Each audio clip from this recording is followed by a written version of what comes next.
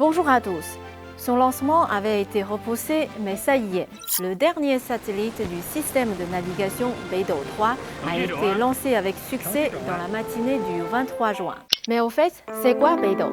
Les principales fonctionnalités du système de navigation Beidou sont la géolocalisation, la navigation, la synchronisation et la transmission de messages courts. Le système comprend actuellement 55 satellites, tous en orbite haute qui couvrent la Terre entière. Mais à cause de la distance, la latence des communications est élevée. Donc ce n'est pas possible d'utiliser Beidou pour la communication en temps réel. Seuls des messages courts peuvent être envoyés. Mais alors, est-ce qu'il existe des satellites capables d'assurer la communication en temps réel? La réponse est oui. SpaceX est une entreprise américaine dont le fondateur Elon Musk est connu pour ses voitures électriques Tesla. Elon Musk a pour but de mettre en place un immense réseau pour fournir un accès Internet par satellite partout sur la planète. Pour atteindre son objectif, il utilise des satellites en orbite terrestre basse plutôt qu'en orbite terrestre haute. Les satellites en orbite terrestre basse sont proches de la Terre et donc le temps de latence est fortement réduit. Mais le problème, c'est que ces satellites couvrent beaucoup moins de surface que ceux en orbite terrestre haute. Donc, Elon Musk doit déployer beaucoup de satellites pour atteindre son objectif. En fait, il a déjà soumis un projet de lancement de 42 000 satellites auprès des États-Unis intitulé Starlink. Mais ça correspond à quoi exactement 42 000 satellites? Pour vous faire une idée, depuis que l'homme a commencé ses activités dans l'espace, il a lancé moins de 10 000 objets et un peu plus de 2 000 satellites sont toujours opérationnels.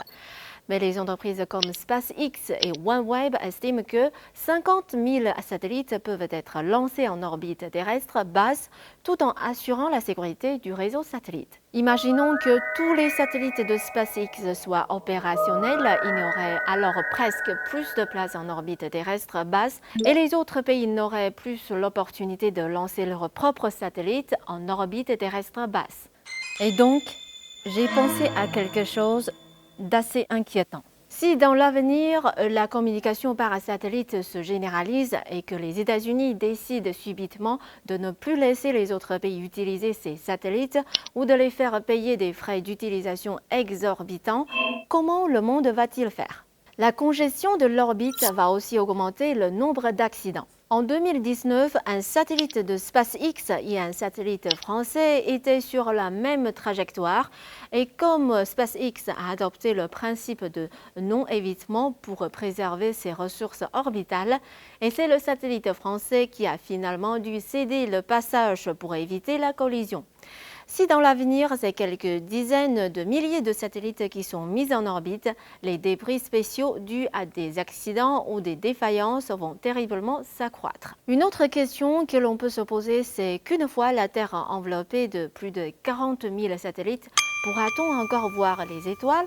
Les panneaux solaires des satellites réfléchissent les rayons du Soleil et cette lumière est visible depuis la Terre. L'œil humain peut observer depuis la Terre seulement 6 000 étoiles, mais la lumière émise par 50 000 satellites pourrait bien quasiment toutes les cacher et l'observation des étoiles pourrait devenir très difficile, voire impossible. C'est un peu comme ce qu'a déclaré le professeur de l'université de Cambridge et co-lauréat du prix Nobel de physique 2019, Didier Queloz, lors d'une interview. « J'aime l'idée d'une couverture Internet mondiale, mais cela a un prix.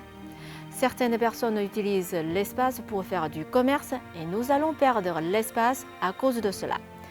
L'astronautique permet à l'humanité d'explorer l'espace et j'espère que nous pourrons trouver un équilibre entre la science et le commerce. » J'espère que vous avez aimé l'émission d'aujourd'hui. N'hésitez pas à proposer des thèmes pour les prochaines émissions dans les commentaires.